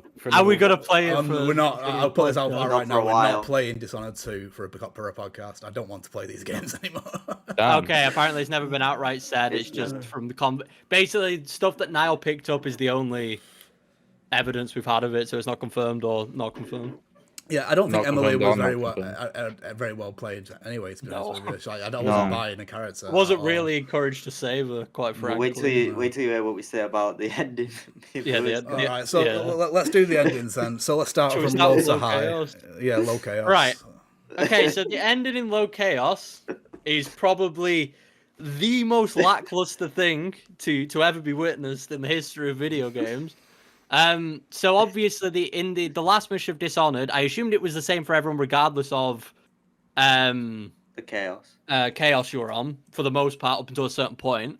But you have to climb up that. You have to go across the bridge, right? And then you have to climb up that tower, right? Is that the same for everyone else? Yeah. Yeah. I So you didn't can't. use the bridge. Oh, okay, interesting. How did you Yeah. get across? No, I I don't know went how around you the get side. across. There's like a little vent. Use a rat. Oh. Yeah, I used a rat to get through it. Oh, fair Again, play. that's why the traversals. So I went. sick. I went under the bridge. I know that one. I went over the bridge. I went over the bridge. I went around the side. But yeah, basically, you climb the tower. You have to knock out 3 guards on the way up. You'd think there'd be more guards up there, but no, there's 3. And then you sit on top of the building that the guy is in. The Admiral is he called? I can't remember his name. I think he's called Admiral Havelock. Yeah, Admiral Havelock. It's worth mentioning this. Admiral Havelock is on your side for the majority of the game, and then until that weird twist, where he betrayed, which wasn't. Yeah, it was obvious it was gonna happen, but. You basically sit on top of the building that he's in, and he's sort of freaking out, waddling up and down the room by himself, going like, "Oh no, what to do? Corvo's coming. I'm scared." Then you knock him out, obviously, because you're not going to kill him. Because I killed him. I just knocked him out, dude. I just choked him out and put him on the floor. I was like, "Fuck it, I'm just gonna kill him." And then I shit you not, you do that. Then you open the door, and Emily goes, "Corvo," and then she's like, "I'm gonna be." What is it? I'm going to be queen. I'm going to be empress. I'm going to be empress, and then it cuts to black and ends. That's it.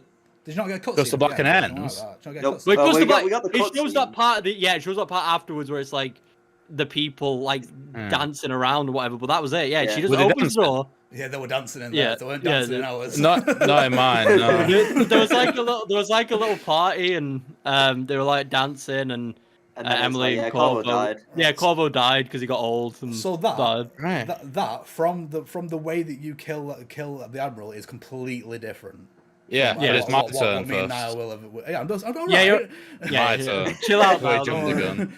Go on, Niall. Okay, so basically, when I got into the tower, I didn't see any guards. I don't know if it's because of the way I got into the tower or not. All there was is that I saw Havelock and I saw Emily out on like a. What's it called? Like what are they called on like a pirate ship, like a plank. Yeah, the plank. I saw them out there. Right, okay. Yeah, so I didn't see any sort of like him being upset or being stressed or anything like that. I just saw him talking to Emily, and so what I did is I got as close as I could without being seen. I froze time, and then just walked up to him and stabbed him, and then he died. He fell off the side, and then Emily was like, she said pretty much what she said to you, except a bit more evil. And then the cutscene afterwards was everyone trying to kill each other, but obviously stop. They were like still. So my ended. So it was very much the same as Niall's. Like you don't see Havelock in that level until you get to that plank. You don't see him at all. Mm-hmm. So what happened was with me. So I was already going towards total chaos anyway. I was leaning into it. Like at one point, like the inventor that you buy stuff from, he asks you whether you want to. Like he creates an arc pylon and you choose whether you want to kill with it or put people to sleep with it. At this point, I was leaning in because I thought there's no way back now, so I chose to kill with it. I didn't get an arc pylon. Yeah, well, it's optional. It's optional. Oh yes, yeah. I knocked everyone out because I didn't realize that thing would kill everyone for me, and then I was like, oh, okay, well, I wasted 20 minutes. Out of curiosity, just to take a little bit of a tangent, how did you knock out the tall boys? Did you use like sleeper darts?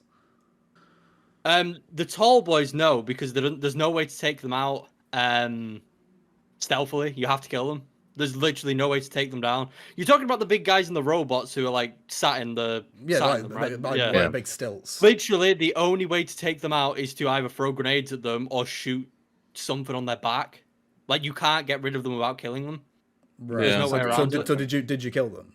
Yes, because when the mission was presented to me and it said knock everyone out, I didn't realize it was either or. So I knocked everyone out. It took me, like I said, like 25 minutes. It took me ages. and then those were the only 2 left, and the mission still hadn't completed. So I was like, I have to get rid of them. So I killed them, and then it did complete. But then obviously I realized I could have just used the machine. What mission made you have to knock everyone out? Right, see, it said don't raise any alarms. Yes. The mission I'm talking about, but it bollocks. What bollocks. mission is this? You can raise an alarm. Mission 9, the second to last one. Do you know where you go back to the club place? Basically, you have to sneak in. At the beginning of the mission, you sneak in and do all that stuff, and then you go meet the shop guy, and then he gives you the mission. He's like, so you can either just carry on and end the mission, or he gives you a side mission to go and knock everyone out, or use the machine like all of a sudden. Right. I remember a different mission where I think it was when you was trying to find the scientist that creates the health cures. Yes. I remember it saying there, don't raise any alarms, but I did, and it didn't do anything. Yeah. But by the way, I got through this game. But when you could start buying health cures, that's how I got through this game, even on easy. I just bought as many as I could, and I tanked them. But anyway, moving off the tangent, back onto my ending. So it happened pretty much the same as Niles. He's holding Emily on the plank. So what I didn't realize was you're not allowed to walk forward. No, so I walked straight forward. He jumps off. Emily died. Game over. What, with Emily? With Emily. Emily's dead. My ending. Right. So and after that, there's the cutscene where everyone's trying to kill each other, and then it like pans to Emily's grave with Carvo's mask lay on it, which effectively ends the story completely. So even though there's a sequel. I just remembered something from my ending. Yeah, I saw Corvo's grave in my ending. Yeah, because he got old and died. Yeah. Oh, right. Wow. Because Emily grows up, obviously. Yeah. Yeah, but Spoiler. You can't play as Corvo in Dishonored 2. Or you can play as Corvo or Emily. Yeah, Emily's the main character. Oh, is that who that person is in the wallpaper? Yeah. Interesting. Yeah, so we all had different endings. That's worked out quite nicely, really. Did anyone have any glitches or anything like that? No. Yes, I ended up out. Well, yeah, I got that death loop that I sent you, Oliver. Yeah, like every time I spawned in, I died instantly, so I had to start level over again. And also, I had a habit of when starting a level, going the only pathway you're not supposed to go. I ended up outside the level a couple of times by blinking onto like little tiny bits of environment it let me on. And then like jumping outside the wall, and then like I'll be behind an invisible wall, so there'd be no way going back. So I had to start level over again. Right. I had a glitch in the party level where the woman would literally just she wouldn't come with me until I'd reactivate she wouldn't talk to me. It was telling me to go talk to her. But I had that same glitch. I had that same glitch. Yeah. I just had to reload the. Apparently the console version just. Mine worked. It worked the second time. I also had a glitch where, do you know when you go and kill Dodd, the guy who killed the Empress? Mm-hmm. You go and speak to him. So it said that I spared him when I definitely didn't. Oh no! I think I know where you're getting confused. Because I thought I killed him as well. But he actually like runs away, and you're supposed to chase him, even though it. I chased him. You chased him out. I chased him, and he stops time, and you fight him with the time stops and all that stuff. And I saw him die. I saw his body drop to the floor, and then as I was leaving, it said "spared Dodd." I was like, "Fucking definitely didn't. Definitely." I might have got a slightly different glitch then, because I saw him die, but then I saw like a little waypoint thing that's like supposed to be above his head, like yeet away without his model. Like he was still maybe because there's so many enemies that they thought that you wouldn't be able to kill him, and that he's supposed to like chase him further. Well, the thing is, he stops time, so the other enemies don't even really come into it. Because, well, you don't know if he stops time for everyone, but I tried to stop time, and he said, not so fast. And then he, like... he counters you. He stopped time for me. I don't remember any of this. He stops time. Well, it only happened to me because... Well, I didn't obviously kill him, but there was a couple of times where I failed it because he saw me. Yeah. So, at the moment he saw me, it was stop time. A? Yeah, you go and kill Dodd right before you go and kill Havelock, as far as I know. Yeah. Yeah, it's in the flooded city. Yeah, the flooded district, whatever it's called. I honestly don't remember this. The mission where you have to get your gear back. Speaking of that gear thing was optional. Did anyone not do it? Yes, I did it. I did it. I was confused at how the game progresses if you don't get it back. You still got you get a crappy little sword, don't you? And then I could have probably still done it because I very rarely used anything else. But like you say, I thought that would make the game really difficult. If Yeah, you can't get it done. I purely got it because I was like, I'm terrified that if I don't, these last missions are just going to be impossible. So I went and got it. Yeah, Yeah. Well, that's another Maybe- thing with the chaos system. You get punished because you reminded me then because there's a lot of weepers in that level. You get Yes, they put those more are weepers in fun. your levels. They put weepers. In I have your a levels. question about weepers. Go on. Right, okay. So because I thought the way the game painted weepers for me was that it was because I optionally poisoned the elixir in, I think it was the first or second mission, because they said that a lot of people were becoming weepers because of that they were taking the elixir. It's just because of the rat plague. Yeah. Interesting. But you get more if you lean into high chaos. You get more. You get more. Yeah. weepers in your Did levels. anybody else poison the elixir? Yes. Which elixir are you talking In the about? distillery. Yeah. I The didn't one in the Uh, distillery. do that. Did I do I that? don't know what you're on about. Did I poison it? It was one of Granny Rags's Granny first Rags, side yes. quests. Yes, I did do I, it. d- I don't even remember who Granny Rags Speaking of is. Granny, did anyone else do Granny Rags? No, I almost. Yeah, I, I, almost- quite got cool. I got a really weird ending with Granny Rags. Yes, it was really cool. It was honestly worth doing it. Yeah. Was yours involving Slackjaw as well? Yes. What did either of you two get a Granny Rags Slackjaw? I don't know who saw Granny Granny Rags Rags is. once. Never did any of her missions. Okay, so what did you choose, Lewis? I assume Well- you got to choose whether to save. Well, yeah. Well, Yeah. the option I did wasn't coming up because obviously the option that comes up with on the side mission is help Granny Rags Yeah. kill Slackjaw and prepare the pot. But I didn't want to do that because I was scared it was going to affect my ending somehow. Yeah. So I knocked out Granny Rags, which made her go apeshit. Yeah. And she starts turning invisible. So she starts Shit. teleporting around. And the only way to stop her is you have to go into a house and like destroy a Horcrux pretty much, which Damn. makes her like vulnerable. And then I knocked her out again when she was vulnerable and threw her on the bed. And then That's amazing. Yeah, for me, I just like without questions just killed Slackjaw and then put him in the stew. Well, I just did what she yeah. said. Well, that's the thing. Yeah, the game was giving you no option. It specifically said help her, and I was like, is it okay if I help her, or can I do what I want? But yeah, if you choose to attack her, she will fight Yeah. back. That's quite. And then you I save like that. Slackjaw, and he gives you something. I think he gives you runes or something. Mm-hmm.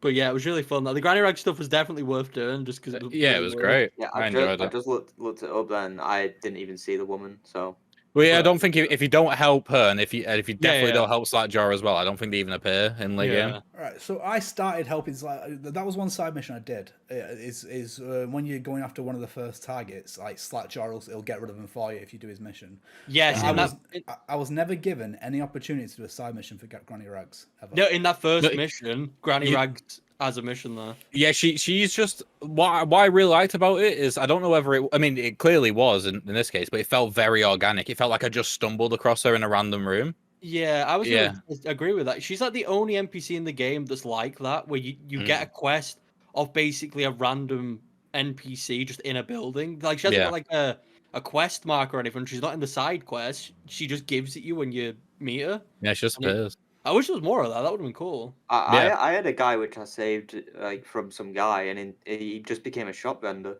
Oh yeah, I So got that as well. I forgot what his name was. I don't remember his name either. Yeah, I thought he was gonna appear next to the pub, like the hub level, but he never Yeah, did. that's what I thought as well, but he just See, that's didn't cool. appear I again. didn't get that either. So Yeah, that's really cool. But It's- yeah, Granny Rag's good. You guys should have done. Granny Rag's good. Granny Missed Rags out. You was missed good. out. You missed out on Granny Rags. Yeah. Oh, no. Yeah. No, so we're getting towards the end now, but I'll say one more thing that I didn't like. Again, it's in my notes as boo silent protagonist, all in caps. I don't like when games use silent protagonists, especially when it's story heavy like this. The thing is, he doesn't talk, but he's been this Empress's protector for years and years from what it sounds like. So he must have talked at some point. He must have said a word to somebody. Like, I don't understand why they couldn't just hire a voice actor for him. You've just muted his entire. I don't know. I mean, I understand. really your think issues about with it. Yeah, that exactly. Like, I understand your issue with it. I also have an issue with silent protagonists sometimes, but I wasn't invested enough in these characters or the story for it to like even cross my mind. Honestly, like until you just said that, then I honestly hadn't thought that he was like I never it literally never came into my head, and now that I'm thinking about it, I'm like, yeah, he was a silent protagonist. It's just a weird game to have a silent protagonist. It is because the thing is, it's not like a character you've created or anything like that. Or supposed to be a blank slate. It's a character that's already existed in this world, and it's a character that's important in the lore in the Yeah. second game as well. So, but the thing I know for a fact that in Dishonored 2, if you choose to play as Emily, that she's voice acted. So, but I don't know if he is. He must be to a degree because if you play as Emily, he has you got to speak to Carlo. Dishonored. It would be very odd. Yeah. Dishonored 2. Whilst Lewis is looking that up, what are people's favorite level? I think which one was it? You had to kidnap someone. Let's have a look. Yes, Put him in prison. Sokolov, I think it was. The guy who makes the health elixirs. I think that's the I think third kidnapping mission, him isn't it? was like my favorite mission. Yeah. I think that's the House of Pleasure one. No, that's not the House of Pleasure. It's not. Is it The not? House of Pleasure is where you get Emily. It's the Sokolov one's a bit further along. Oh, towards the okay. end I of the think game. I remember. But the House of Pleasure was my favorite mission. Oh. Yeah, I like that one. I can't really tell you House why. of Pleasure, the house party. Yeah, the No. big house. Yeah, No, it's not. Now, House of Pleasure is the one. It's the one that's in the beginning city that you go to. Yeah. And it's like Yeah, a brothel. Yeah, but it's a we party. find It's a Emily. party, We yeah. find Emily. There is a house party level that though where mission they was got awful. masks on. No, yeah, the level you're talking, the House of Pleasure is the one where you find Emily in like the pub or the brothel or whatever it is upstairs. Oh. Sorry, yes, it's the Masquerade then. The Masquerade is my favorite That as was well. my second favorite. The Masquerade. That Masquerade was also my favorite. Masquerade made me want to play Hitman. That's how good it was. Trust me, It made me if want to you play a wa- different game. Yeah, if this has gotten you hyped like stealth games or wanting to play like Hitman's great, you'll love Hitman. I honestly would do an episode on Hitman, like genuinely. Yeah, but like with the Masquerade one, it got to the point where it was the level had to cater to a bunch of different possibilities, like a bunch of different abilities. In the first couple of levels, it didn't have to do that because the players wouldn't be able to get these abilities. Yes. So what it did, it was like much smaller, much more tight knit, and pretty much every room had a bunch of different things you could do in it. And that was probably my favorite one to do possessions in, because you got access to like different rooms where you literally couldn't get into otherwise, and you got some cool story, and it actually helped me with puzzles later on how to traverse a level by giving me like inside information. So it was just very well done. It just felt more like what stealth should be. Did any of you guys do the cowboy duel in the back garden with the wolf? Well, I did it. It was a bit weird. But I didn't finish. Like I did it, and it gave me a quest to like do the duel him. So I got the gun and got lined up, but then the quest just completed, so I just left and didn't shoot him. And I I was killed really him, and then it just confused. ended. No, I didn't shoot him because I was like, sure, this is gonna mess it up. But he completed anyway, and I just left. And I didn't get what was going on. Was that the one related to Lord Pendleton? Yes. Yeah. I just walked up to him and just knifed him. I didn't wait for the duel. No, I just did that, and I'm like, okay, I'll just tell him I gave him the letter, and that was it. So yeah, that was definitely my favorite level. It was just the most fun level. Yeah, and like I said, it felt like it did the most with the abilities in the game. Like it gave you the room to do a bunch of different things, and it felt the most stealth like level. Yeah. There wasn't really any other level that compared to it, honestly. It was the standout one for sure. Yeah. Yeah, definitely. It felt the most different. I'm pretty sure that's the one they used in trailers and stuff as well. Yeah. When they were promoting the game, which I'm not surprised about. Another question. Did you guys escape imprisonment in the flooded district via... Oh, no. Okay, never mind. You guys would have all used the brick, right, to escape? Like 3 bricks of the wood to escape. You can only do that. Oh, right, yeah. You can possess rats and get out a different way. You make the Yeah, rat. interesting. Yeah, you can go through the floor. Like halfway through asking that question, 'cause I wrote that down while I was playing it. I realized that none of you guys would have done possession. Yeah. I remember that brick thing really well because I had to do it like 8 times because I kept leaving and there was a guy immediately outside and I kept getting caught by him, so I had to reset it. Wait, really? There was no guys out there for me. Interesting. There was for me, but I was on easy, so I just beat him. Yeah, I was being a goody 2-shoes, so I refused to kill him. Yeah, that'll be the last question now because we're talking for a long time. Nearly 2 hours. Nearly 2 hours, indeed. So we may be doing another podcast midway through the month. It'll be a shorter one. That'll just be based around like news, and we'll also pick a topic to talk about, that kind of thing. But the video game book club for next month, which will be coming out on the 1st of October. October. Yeah. No, it'll be the 30th of September, because I think we're going to bring them out at the end of the month. Will be. Can I get a drum roll? Anyone but Niall. Hades.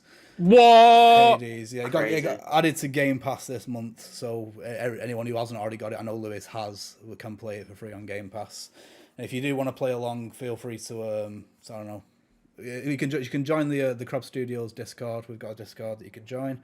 Yes. You can play along there, and we can read out some comments and stuff on the episode if anyone wants to do that. Also, leave a comment, like, subscribe, all that shite. Yeah, man. Do that. I didn't want to beg. I think that's it for this month's episode of Play Talk Repeat. Yeah. Yeah. Goodbye, everyone. Goodbye, everyone. Bye. It's like a Teletubbies ending. Bye.